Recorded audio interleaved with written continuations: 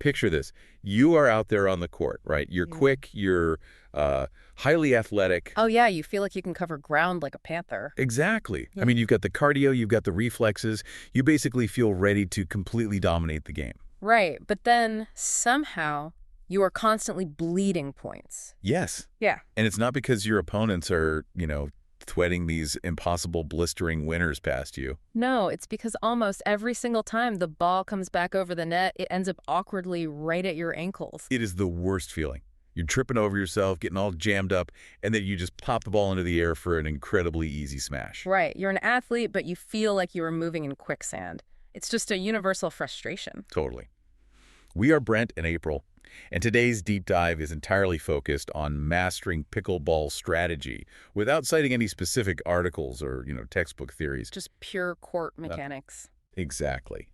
Our mission today is to uncover the underlying physics of court positioning.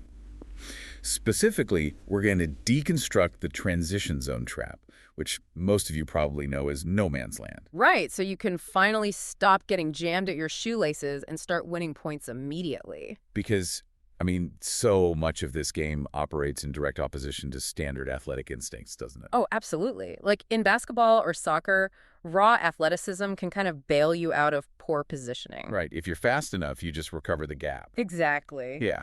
But a pickleball court is only 44 feet long, and the kitchen is, 14 feet of protected space? Yeah, the dimensions are just incredibly condensed. Right, and because the plastic wiffle ball decelerates so rapidly through the air, geometry beats speed, always. You literally cannot outrun bad spacing. No, you really can't. Which means, before we can understand where we shouldn't stand, we first have to understand the fundamental law of the game that forces us to move in the first place. Okay, let's unpack this. Because we're talking about the two-bounce rule, right? Yeah. Yes, exactly. The ultimate dictator of court positioning. It's kind of day one stuff. Serve goes over, it bounces. Return comes back, it bounces. Right, the mechanics are super clear. The ball has to bounce once on the receiving side and then once on the serving side before anyone is allowed to hit the ball out of the air. So no early volleys. Exactly. And this isn't just some, arbitrary technicality. It is the entire foundation for where players must position themselves at the start of a point. It makes me think of, it's like a traffic light at a really busy intersection. Oh, I like that. Yeah, like you can't just speed straight through and rush the net. You are legally required to wait for the light to turn green, which in this case is waiting for those bounces. That is a perfect way to look at it. So if the ball has to bounce on our side after we serve, what does this all mean for where our feet should actually be planted? Well, it leads us to the most common fatal error in pickleball, and that is rushing the net immediately after hitting the serve. Wait, really? But isn't the entire goal of pickleball to get to the net? Eventually, yes. Because, coming from a tennis background, my instinct is that points are won at the net. It feels completely counterintuitive to hit a great serve and then just stay back. And that instinct makes perfect sense in a sport like tennis. Yeah. Because there, if you hit a heavy, deep serve, you've unbalanced your opponent, and you follow that trajectory to the net. Right, serve and volley. Exactly. Because the rules allow you to take their return right out of the air. You're weaponizing your forward momentum. But the two-bounce rule in pickleball completely changes that. Because we legally have to let the return bounce. Yes. Yeah. Sprinting forward right after the serve just breaks the geometry of the game. Because you are moving forward, you guarantee the return will land at your feet while you're still in motion. Oh, wow. So serving and instantly running forward is kind of like running out into a rainstorm before you've actually opened your umbrella. Uh-huh. Yeah. You're practically asking to get soaked or, in this case, jammed by a ball you can't return. That's exactly what happens mechanically. You hit the serve, you sprint forward, and the opponent returns the ball. You are physically closing the distance between yourself and the incoming ball. And my forward momentum is now my worst enemy. Right. By the time the ball crosses the net, it's already on a downward trajectory. You're rushing to meet a ball that you literally are not allowed to touch yet. So I'm just eating up the physical space required for the ball's arc. Precisely. Think about a standard pickleball return. It's usually aimed deep, right toward the baseline. Yeah. If you take 3 aggressive steps forward after serving, you're standing maybe 15 to 18 feet from the net. The ball lands essentially where your feet were planted a second ago. I know exactly what this feels like. My momentum is taking me forward, but my brain suddenly realizes, uh-oh, The ball is landing behind me. So you try to slam on the brakes? Exactly. And my weight gets thrown entirely onto my heels. I'm essentially falling backward while trying to swing forward. And just think about what that does to your paddle face.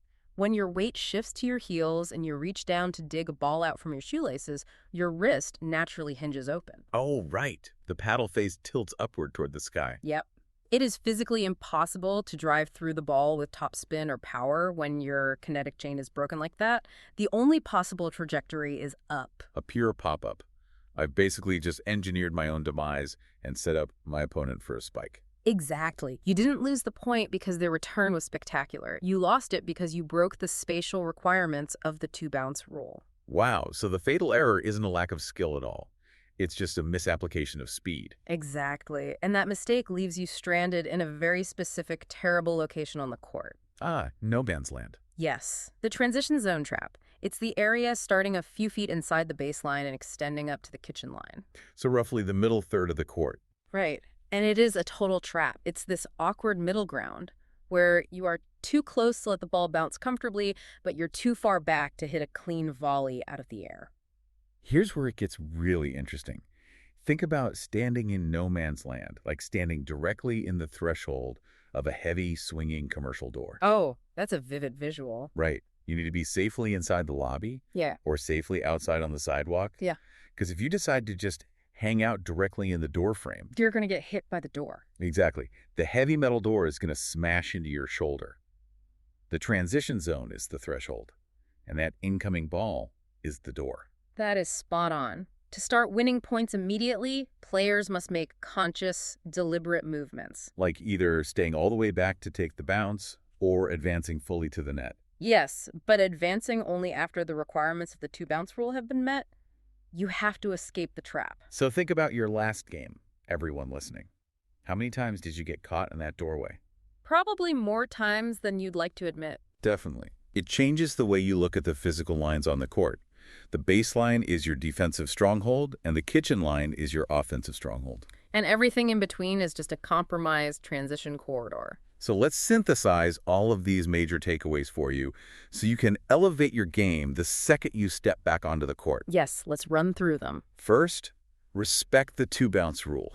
It dictates everything about the opening geometry of a point. Exactly. It's not just a technicality. Second, you have to fight that fatal urge to rush the net immediately after serving.